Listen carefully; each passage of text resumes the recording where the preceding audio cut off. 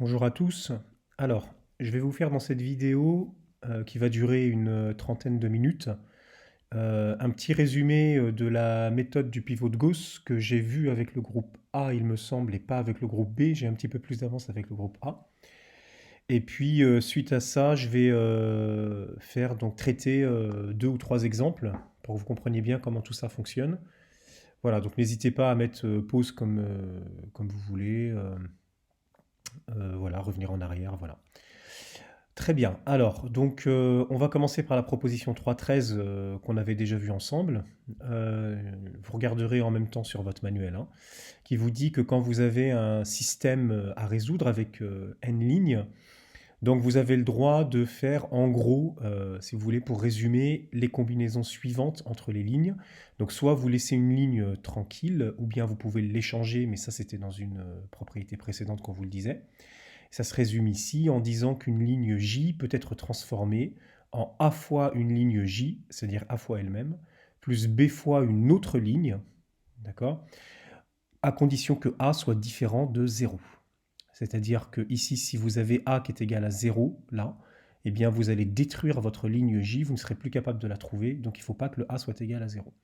Donc ce que vous avez droit de faire pour résoudre un système, ce sont ces deux choses simultanément. Vous conservez une ligne, là, et vous avez le droit de changer une autre ligne en A fois elle-même plus B fois la ligne que vous venez de conserver. B pouvant être un nombre absolument quelconque, même si c'est 0, il n'y a aucun problème. Alors, on va voir donc ici la méthode du pivot de Gauss, ou la méthode de Gauss tout simplement. D'accord. Donc on vous expose la méthode ici, mais je vais plutôt vous l'expliquer sous forme d'exemple. Alors dans les grandes lignes, elle est constituée de trois étapes. Donc la première étape consiste à choisir le pivot, c'est-à-dire en fait à choisir une ligne que vous allez considérer comme pivot, hein. Cette ligne-là va s'appeler ligne pivot, la ligne LI. Là. Donc ici, hein, cette ligne-là, si j'arrive à... Hop. Donc la ligne LI sera la ligne dite ligne pivot. Et puis ensuite, donc vous allez éliminer dans les autres lignes donc l'élément les nombres qui sont sous l'élément pivot de la ligne pivot. Alors je vais vous expliquer tout ça. Et l'étape 3, bah, la boucle, ça veut dire que ça consiste à boucler, à recommencer le processus, mais en changeant de ligne pivot et à prendre une ligne pivot avec un numéro de plus en plus grand. C'est-à-dire la première ligne, c'est la ligne pivot, puis après c'est la ligne 2, puis la ligne 3, etc. Jusqu'à épuisement de la méthode. Donc la méthode se termine. Voilà, c'est surtout ça qui est important, c'est que la méthode de pivot de Gauss se termine. Alors, donc avant de vous donner un exemple à proprement dit, on va faire quelques petites révisions. Donc on avait déjà dit ensemble qu'une matrice échelonnée en ligne, c'était une matrice telle que chaque ligne commence par plus de 0 que la ligne précédente. Et si une ligne est nulle dedans, alors toutes les lignes suivantes sont nulles. Et puis le premier élément non nul de chaque ligne s'appelle l'élément pivot, donc de cette ligne-là. Voilà. Ensuite, on vous dit que quand vous avez une matrice échelonnée en ligne obtenue par application de la méthode de Gauss, que je vais vous montrer là, donc cette matrice échelonnée va s'appeler la réduite de Gauss de la matrice A, que vous avez choisie au départ. Et puis, très important, une réduite de Gauss n'est pas unique, hein, d'accord, puisque en fait, on peut en avoir plein, et si je vous demande à chacun de trouver une réduite de Gauss d'une matrice, bah, vous pouvez tous trouver une matrice différente. Voilà, par contre, proposition 3.17 importante, si vous avez deux réduites de Gauss d'une même matrice A, alors elles ont automatiquement le même nombre de pivots, tout ça on va le voir dans les exemples aussi. Voilà. Et puis, c'est la 3.18 qu'il faut bien retenir, c'est-à-dire que quand vous avez un système à résoudre de la forme AX égale B, eh bien, il est équivalent à Rx égale B', où R, c'est la réduite de Gauss, enfin une réduite de Gauss de A, et B' a été obtenu par des transformations équivalentes pour passer de A à R, mais pour passer de B à B'. Tout ça, je vous l'explique dans les exemples qui suivent. Alors, donc, on va prendre l'exemple par exemple. Alors, je ne sais pas si je vais vraiment tout faire, hein. Alors, dans l'exercice 3.1 qui était dans votre manuel, donc là, il n'y a pas vraiment de réduite de Gauss à faire. Alors, je vais néanmoins résoudre ces systèmes-là pour vous montrer que ce sont des systèmes qui sont déjà, on va dire, achevés. C'est-à-dire, voilà, ils sont tout propres, tout beaux, on peut les résoudre directement sans faire de manipulation sur les lignes. je vous les montre là. Hop.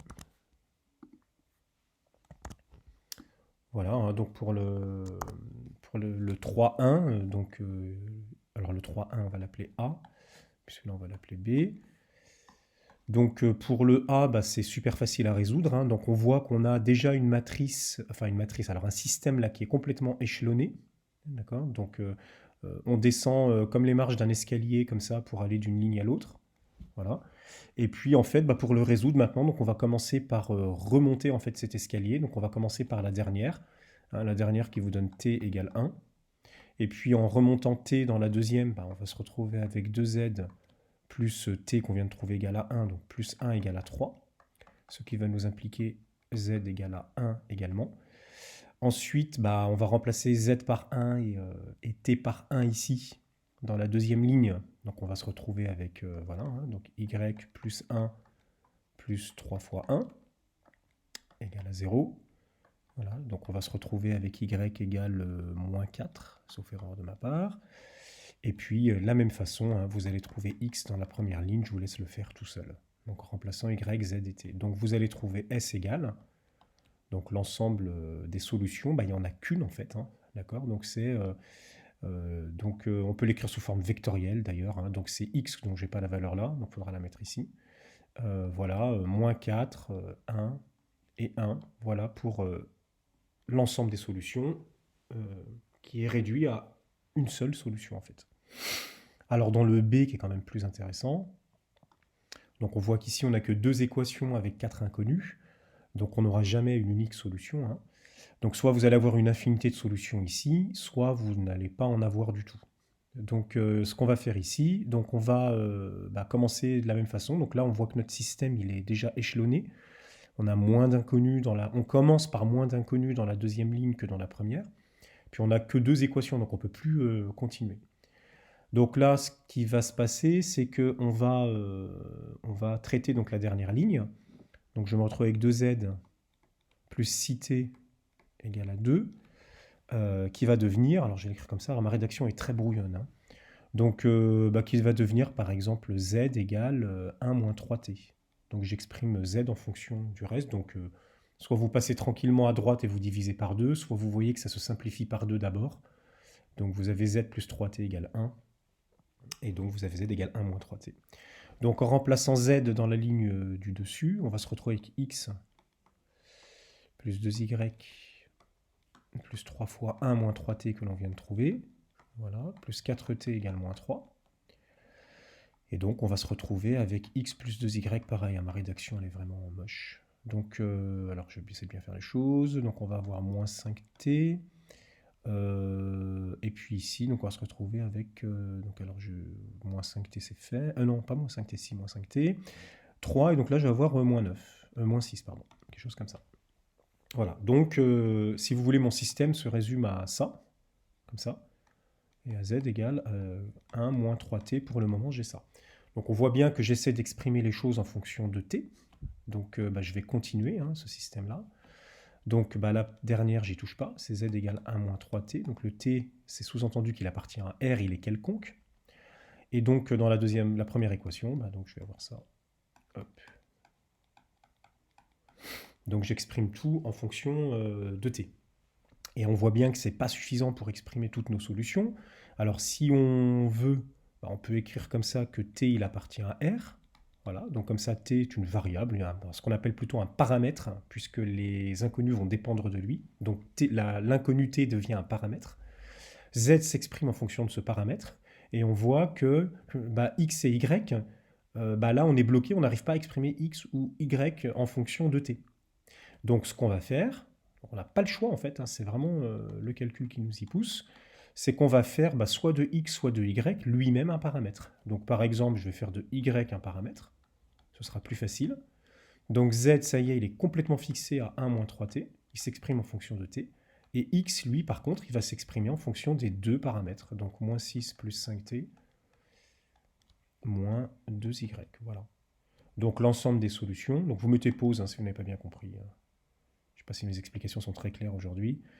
Donc voilà, les vecteurs en fait solutions, donc x, y, z, t, Donc bah, eux, ils vont s'écrire comme ça, en fait, hein. Donc ils vont s'écrire moins 6 plus 5t moins 2y, y, 1 moins 3t, et t. Donc on n'oublie pas, on fait x, y, z, t. Et là, on met avec y et t, deux réels. Donc sous-entendu, évidemment, deux réels quelconques. Donc voilà l'ensemble des solutions du système numéro B. Donc il a évidemment une infinité de solutions. Donc une solution pour chaque y et chaque t que vous choisissez. Donc il y a vraiment une infinité de mixages possibles. Alors, je vais maintenant m'attaquer à la résolution du système-là en utilisant la méthode de Gauss. Donc on vient de voir que là, dans les deux exemples, on n'a pas du tout besoin de la méthode de Gauss. Hop.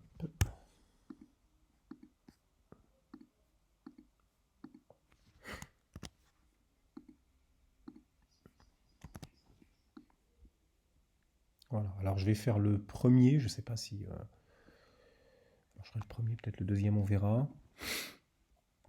Alors, hop, donc c'est nul besoin que je l'écrive. Alors, pour trouver donc le système équivalent de Gauss là-dedans, donc voilà, donc c'est ça la méthode. Alors j'ai vu ça avec un groupe et puis pas avec l'autre, mais je vais le faire bien là à travers cet exemple-là pour tout le monde. Donc là, je vais d'abord écrire donc ce système-là sous forme matricielle, d'accord? Donc je vais l'appeler S, on va l'appeler S1, parce qu'il y a trois systèmes. Donc le système équivalent, le système matriciel équivalent à S1, hein, donc c'est le suivant en fait, donc je vais l'écrire comme ça. Donc je peux écrire comme ça, hein, donc S1, bah, c'est équivalent à AX égale B, donc où X et B sont des vecteurs, et que je vais détailler là. Okay. Donc avec la matrice A, donc c'est simplement la matrice des coefficients que vous observez dans le système. Donc là j'ai 1, 2, 1. Pour x2, j'ai 6, 12, 6. Pour x3, j'ai 1, 2, 5. Et pour x4, j'ai 4, 2, 1. Donc je viens simplement de mettre les coefficients que j'ai à gauche. Je signe un symbole égal. Donc le vecteur x, ce n'est autre que en fait, la colonne x1, x2, x3, x4. Donc le vecteur x1, x2, x3, x3 de R4. Et puis le vecteur b, c'est en fait le vecteur... qui représente le second membre, donc 9, 3, 4. Donc on voit bien, on fait très attention aux dimensions. Hein, pour rappel, donc là j'ai une 3, 4, là j'ai une 4, 1, d'accord, qui va se transformer en produit en une 3, 1, c'est bien ce qu'on obtient ici. D'accord, pour la compatibilité du produit, on fait attention. Donc une fois que j'ai ça, alors voilà comment je vais faire pour obtenir ma réduite de Gauss. Donc, alors je ne sais pas si je le fais sur cette diapo. Non, je vais peut-être changer, ouais. Hop.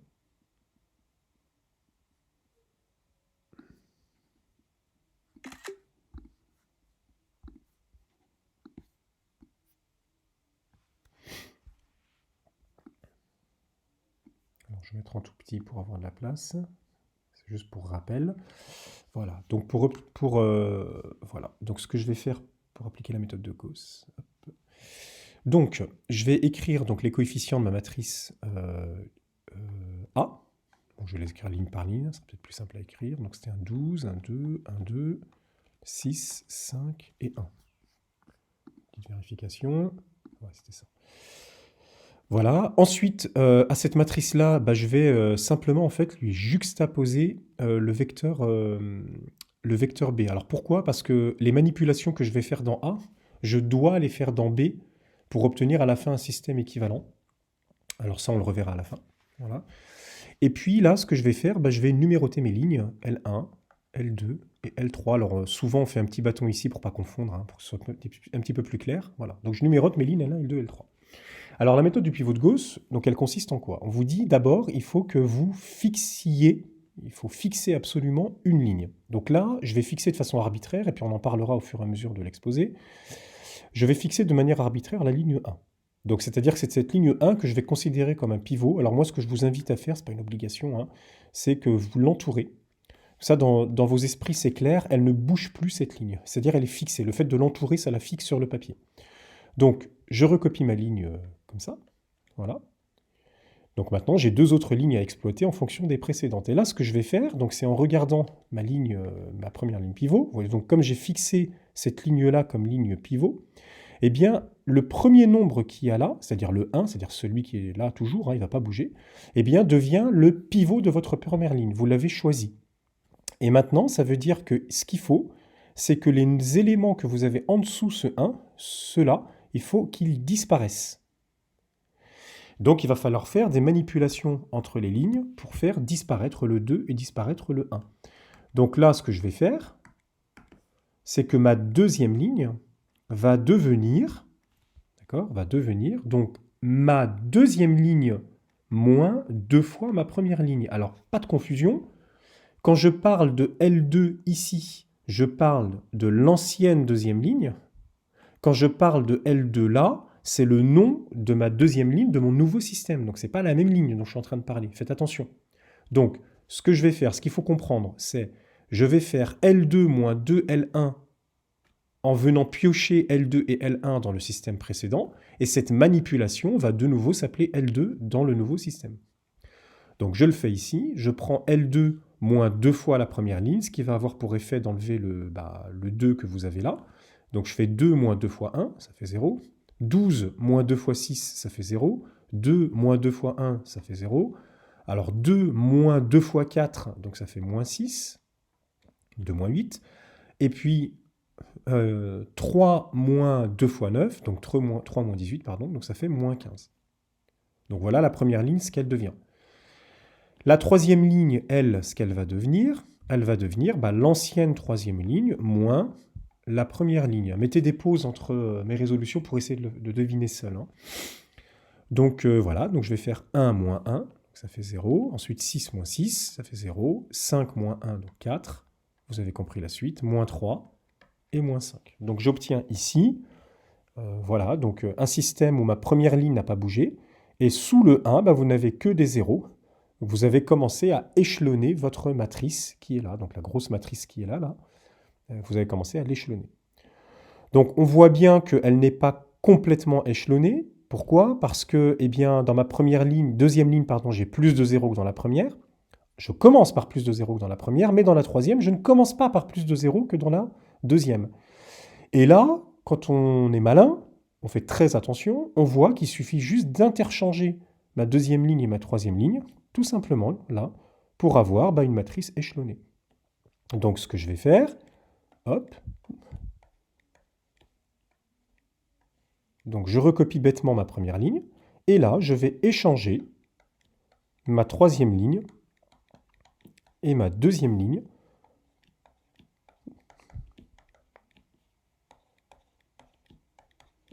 Hop, et j'obtiens une matrice échelonnée. C'est-à-dire qu'en fait, ce qui s'est passé, c'est que la méthode de Gauss s'est faite en une seule étape. J'ai eu besoin d'avoir une seule ligne pivot. Après un tout petit échange de rien du tout, me fait échelonner ma matrice. En fait, la méthode de Gauss ici s'est faite extrêmement rapidement.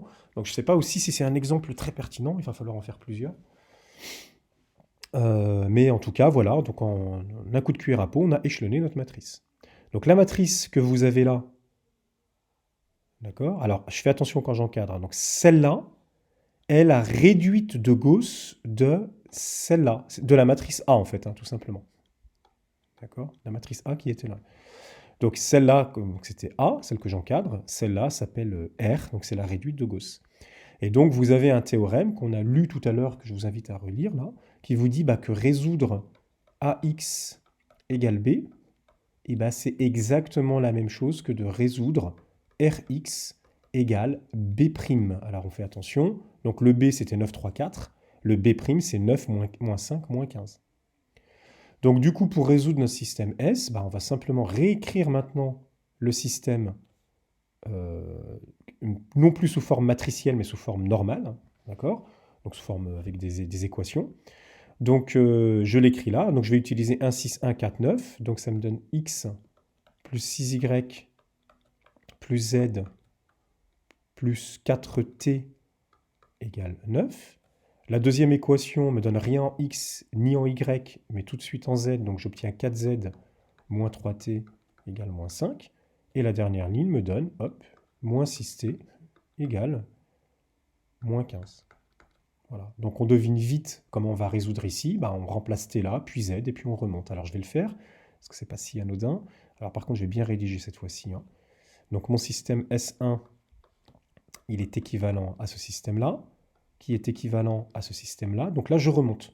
Donc je vais avoir t égale à 15 sixièmes. Donc je peux diviser par 3, hein, donc ça me donnait 5 demi. Donc ici ensuite, bah, je vais remplacer le t par 5 demi. Donc c'est un peu moche hein, comme résolution, mais bon, tant pis. Alors donc ça va me donner 5 huitièmes normalement, sauf erreur de ma part. Hop. Voilà. Et puis ensuite, bah, on va remplacer dans la ligne du dessus. Voilà. Donc on va se retrouver avec x plus 6y, je ne peux pas remplacer e, hein, plus donc 5 huitièmes.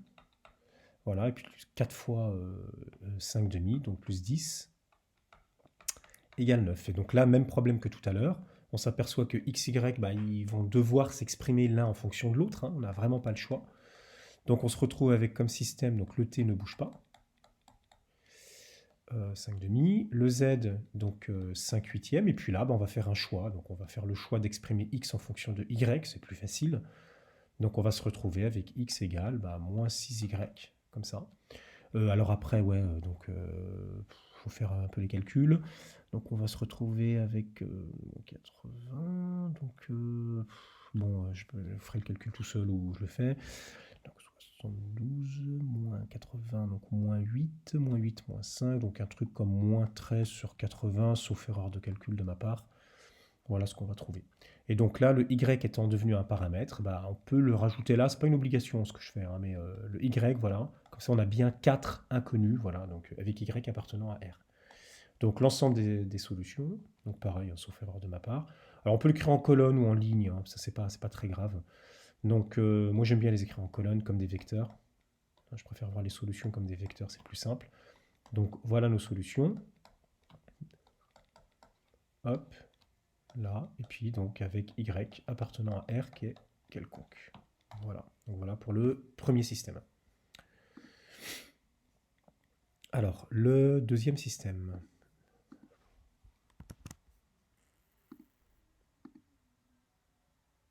Alors, j'avais plus de place. Je vais mettre là.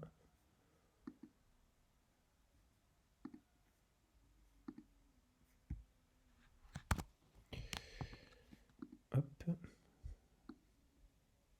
Voilà, donc on va faire exactement la même chose pour le deuxième système. Donc on va d'abord considérer sa matrice A, et on va considérer sa matrice augmentée donc, du vecteur B pour pouvoir faire la méthode de Gauss.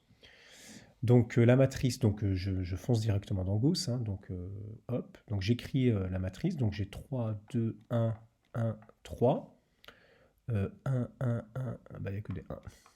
Voilà, pour la deuxième ligne, il n'y a que des 1, pour la troisième ligne, donc 1, 2, 2, 6, bah non, je me suis trompé. Donc c'était 0, pardon, donc 1, 2, 2, 6, pour la troisième, donc 5, 4, 3, 3 et 1. Donc cette matrice A, qui est issue de ce qu'il y a à gauche ici, là, je viens de l'écrire, je l'augmente du vecteur B, donc avec moins 2, 7, 23 et 12. Voilà. Donc ça fait un peu peur comme ça, on imagine qu'on va avoir beaucoup de manipulations à faire. Voilà, alors je vais prendre un petit peu comme ça vient, hein, voilà, donc les lignes L1, L2, L3, L4, sans penser à échanger ou quoi que ce soit, je les laisse comme ça pour le moment.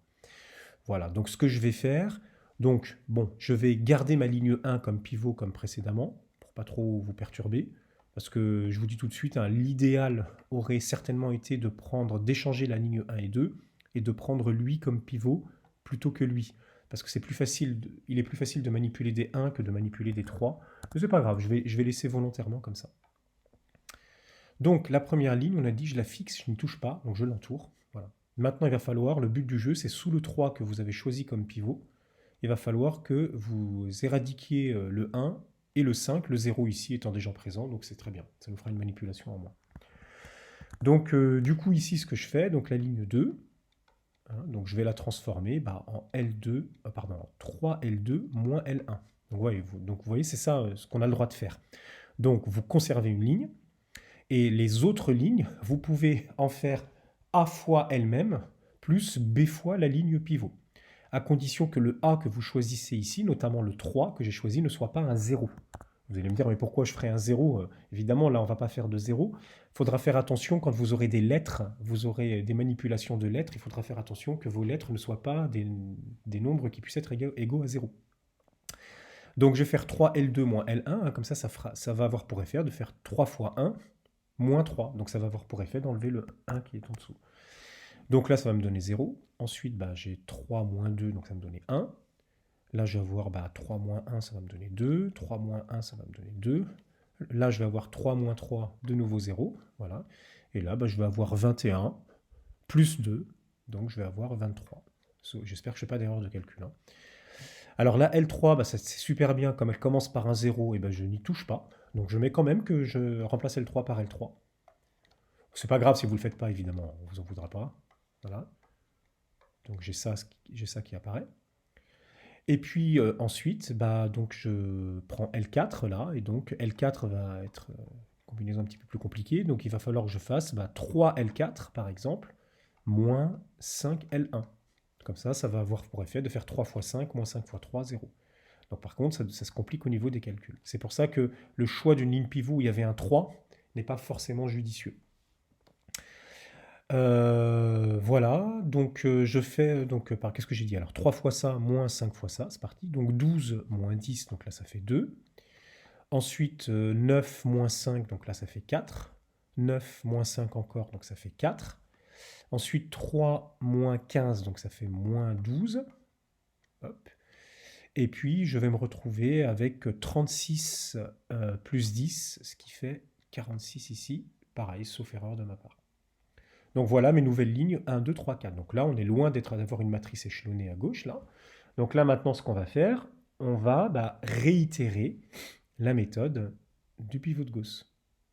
D'accord? Donc en essayant cette fois-ci, d'éliminer d'autres zéros, mais cette fois-ci, ça va être la ligne 2 qui va être une ligne pivot. Donc dans la première étape, le 3, vous l'avez considéré comme votre premier pivot et vous avez éliminé ce qu'il y avait en dessous. Ça a donné des zéros. Dans l'étape numéro 2, vous prenez la ligne suivante, vous considérez lui comme nouveau pivot, et vous éliminez maintenant ce qu'il y a en dessous le 1 et le 2. En dessous le 1, c'est-à-dire le 1 et le 2. Donc je vais le faire concrètement. Alors, il y a une chose dont on s'aperçoit ici, c'est un système un peu particulier. Hein. Alors, je ne sais pas si j'ai fait une erreur de calcul là, parce que là j'ai un moins 12, j'aurais bien aimé avoir, qu'est-ce que j'avais fait déjà? 3L4 moins 5L1, bah non. Il y avait un truc. Non, c'est bon, je vois pas de... Ah si, il y avait un problème là. Parce que c'était un 3 à l'origine ici, je me suis trompé. Non, c'était un U. 3, 3, 4, 1. Non, il n'y a pas de souci. Alors. Donc j'ai dit, je prends la première ligne. Donc, alors, vous voyez la première ligne, donc je n'y touche absolument pas. Voilà. Je n'y touche pas du tout, donc elle s'appelle toujours L1. Et celle-là, j'y toucherai plus jamais. Hein. Elle m'a déjà servi de pivot, j'y touche plus. Et c'est maintenant la deuxième ligne qui va me servir de pivot pour la suite du programme. Donc, hop. Donc, j'ai ça. Voilà. Et donc là, je réfléchis à ce que je fais. Hein. Donc, voilà. Donc, dans L3, maintenant, il est clair que je vais faire L3, prend L3 moins L2, qui va avoir pour effet, donc, d'éliminer ce 1 qui est là. D'accord? Donc j'exprime tout maintenant en fonction de L2. Ici, c'est ma ligne pivot L2 que je regarde. Le L1, je ne le regarde absolument plus. Je ne manipule plus jamais L1. D'accord? Donc en faisant L3 moins L2, c'est super facile, c'est de simple soustraction. Donc là, il n'y a que des zéros. Voilà. Et là, on se retrouve qu'un 6 et un 0. Et puis pour éliminer le 2 dans la ligne L4, donc je vais faire L4 moins 2L2. Donc toujours en manipulant L2. Donc je me retrouve avec 0, 0, 0, 0, moins 12 et 0. D'accord? Et donc là, on s'aperçoit que, voilà, donc on a énormément de zéros, ce qui est bien, c'est pas mal, d'accord? Par contre, la matrice, elle n'est toujours pas échelonnée, hein, d'accord? Parce que la dernière ligne ne commence pas avec plus de zéros que la troisième ligne. Bon, cela dit, on s'aperçoit que la dernière ligne, c'est juste 2 fois la ligne d'avant. Donc ça va être très très très très facile à échelonner. Alors je le fais quand même en détail. Hein. Donc voilà. Donc ma première ligne, je n'y touche pas. Ma deuxième ligne, je n'y touche plus. Elle m'a servi de pivot pour enlever, vous voyez, tous les zéros que j'avais là, ils sont apparus grâce à cette ligne 2. Donc là, ça fait L2. Ma troisième ligne, eh bien, je ne vais pas y toucher, d'accord? Parce qu'elle va me servir de pivot pour éliminer le moins 12 qui est sous le 6. D'accord? Et la quatrième ligne, donc là, bah, par exemple, hein, on va faire elle-même plus 2 fois la ligne pivot que je viens de conserver. Et donc, dans la dernière ligne, je ne me retrouve qu'avec des zéros. Voilà. Et là, votre matrice, vous avez terminé votre méthode de Gauss parce que la matrice que vous avez là, elle est pleinement échelonnée. Voilà. D'accord? Donc, chaque ligne commence avec plus de zéros que la précédente. Et si vous avez une ligne où il n'y a que des zéros, en dessous, il n'y a que des zéros, mais de toute façon, il n'y a pas de ligne en dessous. Donc, c'est terminé. Voilà. Donc, finalement, on s'aperçoit que quand on va réécrire notre système, bah, vous voyez, la dernière ligne va s'écrire 0x plus 0y plus 0z plus 0t plus 0u égale 0. Donc c'est une ligne qui ne sert à rien. Voilà. Donc ça veut dire que votre ligne qui était à 4 équations, finalement, on arrive à résumer ça en un système, votre système qui était à 4 équations, pardon, on le résume en un système à 3 équations. Donc déjà, on va simplifier énormément la vie. Alors ce système, je vais le prendre, je vais le mettre sur la diapo d'après pour qu'on puisse l'exploiter.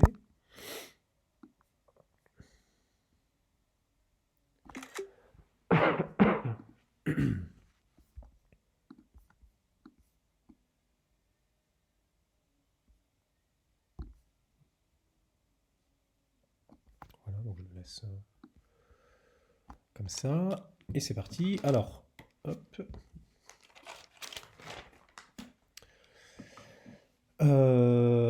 Hop, voilà. Donc ensuite, je me retrouve avec le système suivant. Hein. Donc le système S2, je ne sais plus comment je l'avais appelé, donc est équivalent à 3x plus 2y plus z plus t plus 3u égale à moins 2. Et puis ici, donc on a y plus 2z plus 2t, c'est tout, donc égale 23. Et la dernière vous donne, voilà, 6u égale 0. Voilà. Donc, il apparaît clair que déjà la dernière équation nous donne u égale 0, donc on a coincé le u. Par contre, dans les autres équations, on voit bien qu'on va devoir exprimer des variables en fonction d'autres, donc avoir des paramètres. Donc là, on voit que le 3u va s'éliminer ici, à cause du u qui vaut 0, donc voilà. Donc on se retrouve avec y, z, t, x, ici, voilà. Donc dans la deuxième équation, alors toujours on remonte, hein, on prend notre temps. Donc comme on a 3 inconnus dans une seule équation, évidemment, on va devoir exprimer une en fonction de 2 autres. Donc, on va faire de 2 inconnus des paramètres. Donc, par exemple, le plus simple ici va être d'exprimer y en fonction de z et t. Et z et t vont devenir donc 2 paramètres. Vous n'avez pas le choix. D'accord? Donc ici, sous-entendu, z et t appartiennent à R. J'aurais pu mettre une ligne z appartient à R, t appartient à R. Hein. Voilà. Donc maintenant, on regarde ce qui se passe dans la première ligne. Donc le x, je vais réussir à l'exprimer en fonction de y, z et t. Donc je vais tout réussir à exprimer en fonction de z et t en fait. Donc ce qui se passe, c'est que 3x, alors je vais le faire lentement, donc ça va être égal à moins 2, moins 2y, donc moins 2 fois 23, moins 2z, moins 2t, que je viens de trouver, et puis moins z, moins t. Donc j'essaie d'isoler le x. Je continue ici. Donc on a dit le u, il est fixé à 0, le z et le t, ça y est, ce sont des paramètres. Donc le y, on l'a déjà exprimé, donc c'est 23 moins 2z moins 2t. Là. Et puis ici le x, hein, donc on va avoir, alors on va simplifier un petit peu les calculs, donc on va avoir moins 2, moins 46, donc moins 48 sur 3, comme ça. Ensuite, les z, qu'est-ce qui va nous rester? Donc on va avoir 4z moins z, donc plus 3z, mais on n'oublie pas qu'on va diviser par 3, donc plus z normalement à la fin. Et les t, on va se retrouver avec 4t moins t, c'est pareil, 3t divisé par 3, ce qui fait t. Voilà, donc on va se retrouver avec ça. Donc l'ensemble des solutions, hop là. Donc c'est l'ensemble des vecteurs qui s'écrivent moins 48 sur 3 plus z plus t. Voilà, vous avez compris. Hop, moins de t, z, t, 0, comme ça, avec z et t appartenant à R. Voilà, vous avez une infinité de solutions. Donc évidemment des vecteurs de R5, hein, voilà, qui s'écrivent sous cette forme-là. Voilà, alors après, il me semble qu'il y avait une autre question, en fait, je ne l'ai pas fait pour l'autre système, c'est pas grave, je vais faire pour celui-là. On vous demandait de résoudre le système homogène associé. Alors je vais le faire pour celui-là, celui qu'on vient de faire là. Hop. Donc le système homogène associé, hein, en fait, c'est juste le même système, mais vous mettez que des zéros à droite, c'est juste ça. Alors on va vite se rendre compte de quelque chose, on va voir que c'est pas la peine de le refaire. Alors où est-ce qu'il était mon truc? Là, voilà, n'importe quoi. Alors, donc si on veut résoudre le système homogène associé, alors je vais faire en rouge et puis je vais réeffacer. Donc c'est là, vous allez faire la même chose, sauf que là, cette colonne-là, elle n'existe pas en fait. Vous mettez que des zéros, ce qui ne sert à rien. Donc cette colonne, si elle n'existe pas, hein, parce qu'elle n'existe pas, je rappelle, hein, c'est parce que celle-là, en fait, il n'y a que des zéros. C'est ça le système homogène associé. Donc si vous n'avez que des zéros, celle-là n'existe pas. Mais par contre, donc si celle-là n'existe pas, dans toutes les manipulations que vous allez faire, vous n'allez avoir que des zéros ici. Ça veut dire que ça n'existe pas. Tout ça, ça n'existe pas. Donc en fait, dans le système homogène, vous allez faire exactement les mêmes manipulations. Donc ça ne sert à rien que je les refasse. On va réobtenir la même réduite de Gauss. Sauf qu'à gauche, vous allez avoir des 0, 0, 0, 0. Donc c'est juste ça la différence. Donc le système homogène associé, lui à la fin, quand on va se retrouver avec le système homogène, donc on va avoir la même chose, sauf qu'au lieu de moins 2, 23, 0, ça n'existe pas, on a dit. Donc là, on va se retrouver avec 0, 0, 0. D'accord? Ce qui veut dire qu'à la fin, bah, en fait, le moins 2 qui était là, il n'existe plus. Le 23 qui était là n'existe plus. Donc le moins 48 sur 3, là, je ne sais pas d'où il sortait, il n'existe plus. Le 23, il n'existe plus. Voilà. Et en fait, tout ce qui est, si on l'observe, quand vous l'observez bien, les constantes que vous aviez dans vos solutions, les constantes, pas les nombres qui étaient multipliés par les inconnus, eh ben, disparaissent tout bonnement de l'ensemble des solutions. Donc vous pouvez le refaire si vous voulez, mais ça ne sert à rien, vous allez trouver exactement la même chose. Alors je le conclus en rouge. Alors je fais exprès, hein, que ce soit bien clair, parce qu'il y avait une autre chose dans la consigne. Donc finalement, les vecteurs solutions du système homogène associé au système S, donc c'est S égale, donc l'ensemble des solutions, Z plus T, moins 2Z, moins 2T, Z, T, 0, comme ça, avec T et Z appartenant à R. Et ça, on avait déjà vu dans un chapitre précédent, un tout premier chapitre en fait, que ça pouvait s'écrire en fait comme ça. Donc c'est aussi l'ensemble des solutions des vecteurs. Alors je ne vais pas avoir la place, je vais le faire sur la diapo d'après, pardon. Hop.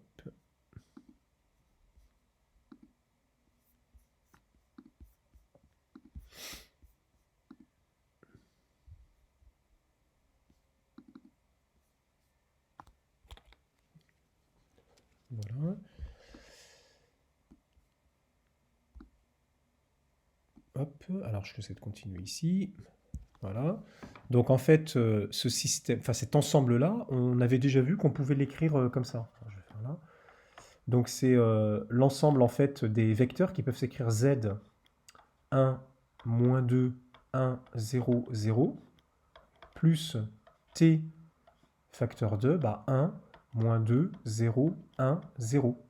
Hein, je vous laisse réfléchir à ça. Ce sont des zéros ici. Voilà, avec Z et T, des réels quelconques. Et ça, on avait vu que ça pouvait s'écrire sous la forme vect. Voilà, donc des deux vecteurs qui sont au-dessus, là, 1, moins 2, 1, 0, 0. Et puis, donc vect de cette famille-là, quoi. D'accord? Donc c'est ça qu'on vous demandait. On vous demandait de résoudre le système homogène associé et d'écrire les solutions comme vect de quelque chose. Hein, voilà, comme un sous-espace vectoriel. Alors, c'est quelque chose qui est très important à comprendre. On le verra plus tard, ça. Hein. Mais quand vous avez un système à résoudre qui n'est pas homogène, bah, vous avez des solutions, vous n'en avez pas, et puis on vient d'en voir deux exemples. Mais quand vous avez un système homogène, ces solutions hein, sont, quand il y en a, on va dire, les solutions quand il y en a, et bah, sont toujours un sous-espace vectoriel. D'accord? Et donc, voilà. Donc après, bon, on peut le dire tout de suite, un système homogène a toujours au moins une solution. Un système homogène ne peut pas être sans solution. Et d'ailleurs, c'est l'objet du théorème qui est juste après. Voilà, donc j'espère que mes explications sont à peu près claires là. Voilà, donc je vois que ça fait, ma vidéo dure à peu près 40 minutes là. Donc je vais pas faire le troisième système et je vous laisserai y répondre. En plus, il est beaucoup plus intéressant parce qu'il y a des paramètres à trouver. Je le corrigerai dans la vidéo suivante. Alors, on va juste regarder le point 4.5 de votre cours ensemble là. Donc qui généralise, en fait, qui vous donne le nombre de solutions d'un système suivant le nombre de pivots que vous trouvez. Alors en fait, voilà, je vais lire un petit peu dans les grandes lignes, hein. Voilà, donc vous avez en gros plusieurs cas de figure qui se présentent à vous. Donc vous en avez deux grands cas de figure. Premier cas de figure, si le nombre de pivots, alors ce qu'on appelle R, c'est le nombre de pivots, d'accord, de la réduite de Gauss. N, c'est toujours le nombre de lignes, et P, c'est le nombre de colonnes. D'accord? Donc N, le nombre d'équations, et P, le nombre d'inconnus, en fait. Donc si R est égal à N, donc si vous trouvez le même nombre de pivots que le nombre de lignes, d'accord, alors vous avez deux sous-cas qui sont ici, et qui vous dit, bah, si R c'est égal à P, le système est de Cramer. Ça veut dire que vous avez une unique solution, vous avez un système carré avec une unique solution. Par contre, si R est strictement inférieur à P, le système est indéterminé, vous avez donc une infinité de solutions. D'accord? Donc si le nombre de pivots est strictement inférieur au nombre d'inconnus, vous avez une infinité de solutions. D'accord? Mais là, on était dans le cas où le nombre de pivots était déjà égal au nombre de lignes. D'accord? Alors si maintenant, deuxième cas de figure, si R, le nombre de pivots, est strictement inférieur au nombre de lignes, d'accord, alors vous avez encore deux sous-cas, mais cette fois-ci, c'est un petit peu plus subtil. D'accord? Donc on vous dit, s'il existe un seul BI, alors B'I, hein, c'est-à-dire ceux de la colonne A, je vais couper ça, je ne vais pas faire ça, on fera ensemble. Ça va être compliqué, alors faut que je le...